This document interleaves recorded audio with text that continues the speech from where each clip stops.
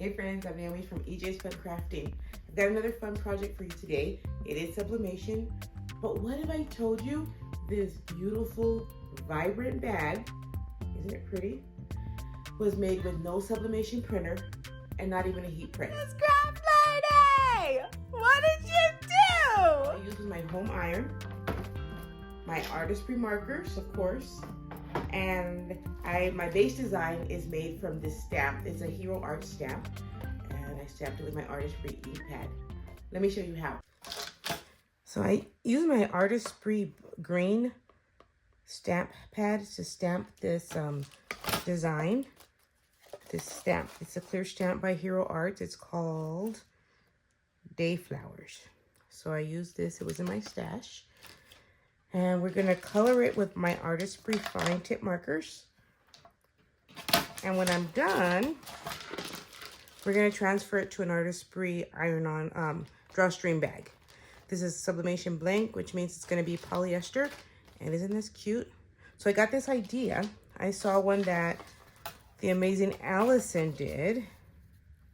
And so I was cleaning up my craft room when I came across this stamp. I said, hey, and I came across this blank and I said, hey. So let's go ahead, and it's super simple. I like simple. You guys know I love simple. So we're just gonna go ahead and color this in. So I think I'm gonna do my yellow first. And I want all my centers to be yellow. I'm using my fine tip, so I'm just gonna go. This is so relaxing. Coloring. So the green is gonna show the stamped outline because it is sublimation ink also.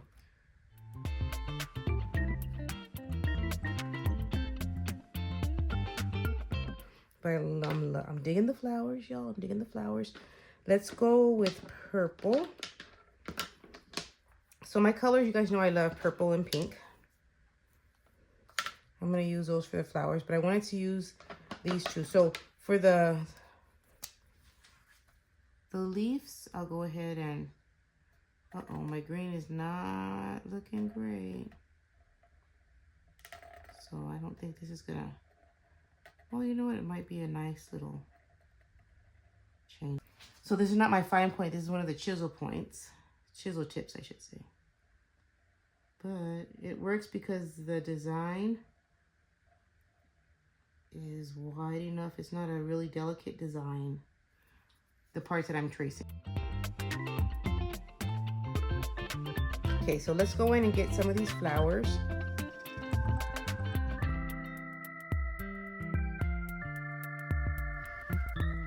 Okay, I like that. All right, so then I went and got my little gold one. Woo, okay, we're almost done. Let's go back and fill in all our little dots.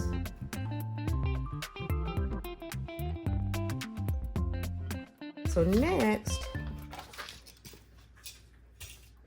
I want to make sure I don't accidentally get any of that. So I'm going to just tear this around here.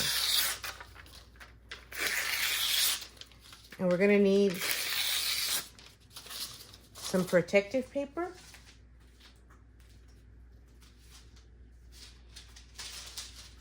This is my protective paper. It's siliconized. I always just tear a piece off. And we want to make sure that we have a piece for the top and a piece for the bottom, okay? But before that, we're going to take our drawstring bag. We'll just stick with the bag. If at any point you're using anything from Artesprix, any of the blanks, and you don't know the time and temperature, you can always just look on the website, find the blank, go to the website, Iron Ink or artesprix.com, and then go to blanks, and then under blanks, find the blank that you're working with. This would be drawstring bag, and then scroll down and it'll tell you what to do for that one. So this is how it looks. It's got one seam down the side. I think this will only fit here, so that's fine. I'm gonna lint roll this first just to get off any extra dust and everything. And then I need to put this on here. So here's the thing. I can see through my paper, and I want to make sure it's below. Okay, so I want to make sure it's down here. So So I'll match it up at the bottom and then we'll see how that looks. But I need it flat for now.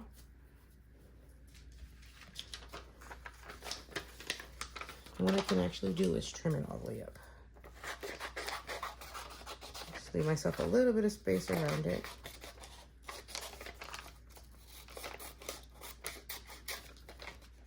And I'm going to grab my Artesprix heat tape.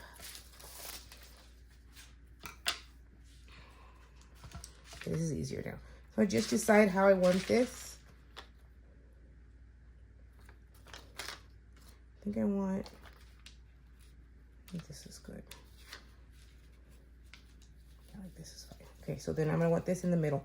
I could actually, with this space I have here, I can add a name. I could add something. I think I'm going to do that. So we're going to leave this like this. I have the perfect. I'm going to grab a sheet of, let me see, a scrap.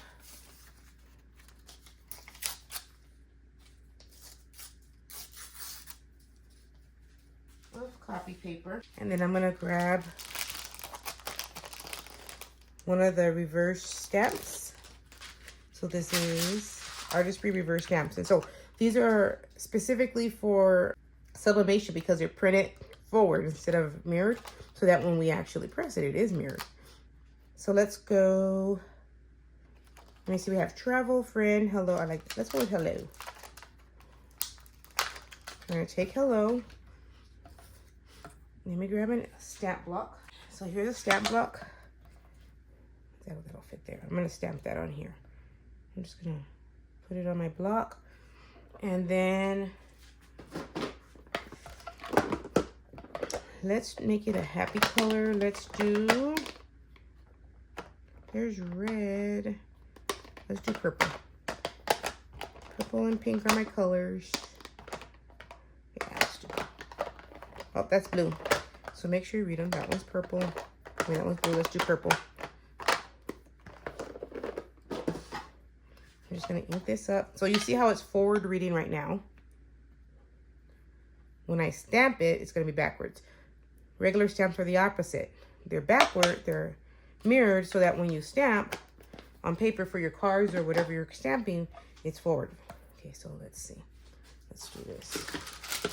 Just gonna hold this down so it doesn't move. Just on one side is good. And then I'm just gonna stamp. I think I missed. Ah, that's fine. Hello. And if I had my Misty, I could have just and come back. I'm gonna clean this off real quick. So then, this is dry. This dries really fast. I'm just going to cut out my hello.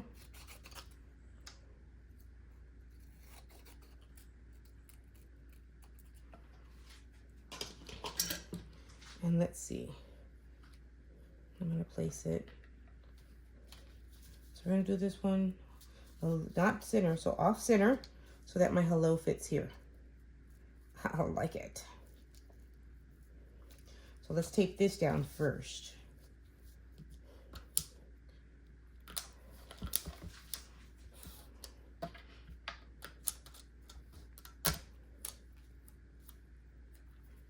Tape up here, and then I'll tape around here. Our heat tape lets us secure things that we're going to press without worrying about the heat, the tape being melted or burned or anything. So this is going to go under. I just want to make sure I'm not blocking anything else. Hello. I want it up here. I think, yeah, like right here. And then we can take this down. Okay, so let me tell you about the sublimation sandwich. My protective pad. I'm going to actually tape this down right here now that I know that everything's good. There we go. So when I put this down, I want, and actually I'm going to tear this. I don't particularly want it going to the back side, so I'm going to tear it, and I'm going to put a piece of protective paper inside. This is going to keep it from bleeding through the back, in case we lose any of that ink on me. Only transfer. Okay, so there's that. I'm going to make sure when I lay it down to heat it that the drawstring as well as the seam are off my mat. I don't want it to get caught along with my ironing with my heat press, because then it might not iron flat like it should. So what I can actually do, watch. I love this board. There, see? This is out of the way. This is out of the way. Then I'm going to put another piece of protective paper on top. Okay. I'm going to go get my home iron because I want to show you that this can be done with a home iron. So I've got my iron. We're going to, first of all, there's no water in here. So I got rid of all the water, and then I make sure it's on no steam. But you want to dry iron, no steam, and you're going to put it at your highest heat setting. Mine is linen, so here we go. If I were using my heat press or my easy press, it would be 400 degrees for 45 seconds. So what we're going to do, firm direct pressure down, and we're going to time that for about 45 seconds. And then I'll pick it up and move it over to the next section, because the whole thing, I guess if I turn it the other way, it could have gotten the whole thing. You don't want to slide. I know this is true with the heat press because, or with the easy press, because then you end up with ghosting. So we're just going to hold it steady here. I feel like I slid a little bit.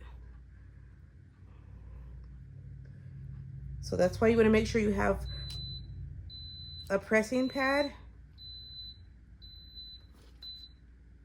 Ooh, that actually looks good already. And then I picked it up and I moved it over. You're going to make sure you have a pressing pad underneath. That was pretty cool. I never did this with this iron. It actually started beeping after I had just held it still for too long, I guess.